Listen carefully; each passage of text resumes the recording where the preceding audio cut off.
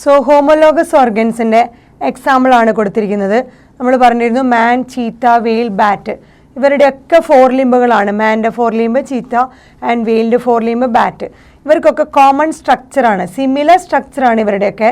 അതായത് ഈ 4 ലിംബിൽ ഉള്ള ബോൺസുകളൊക്കെ സെയിം ബോണുകളാണ്. Humerus, radius, ulna, carpal, metacarpal, phalanges. അതെല്ലാം ഈ പറഞ്ഞ 4 മാമൽസിൻ്റെയും സെയിം ആണ്. സ്ട്രക്ചർ സെയിം ആണ്, ഒറിജിൻ സിമിലർ ആണ്. പക്ഷേ ഇവരുടെയൊക്കെ ഫങ്ഷൻ മാൻ്റെ നീഡല്ല ചീത്ത, ഇതിൻ്റെ നീഡല്ല വെയിലിന്, അതിൻ്റെ നീഡല്ല ബാറ്റിന്.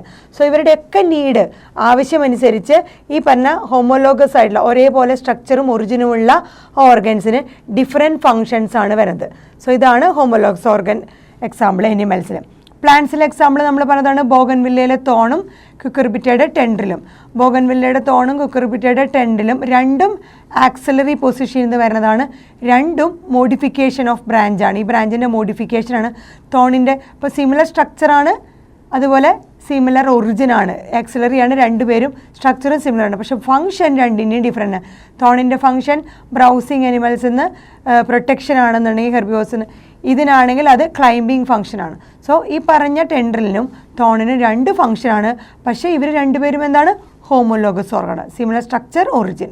അതുപോലെ ഈ 4 ലിംബ് എല്ലാം മാൻ, ചീത്ത, വെയിൽ, ബാറ്റിലൊക്കെ similar structure, similar origin, but എല്ലാവരുടെയും പർപ്പസ് ഡിഫറെൻ്റ് ആണ്. സോ ഹോമോലോഗസ് സ്ട്രക്ചർ ഓർഗൻസ് പറഞ്ഞാൽ similar structure, similar origin, but function different.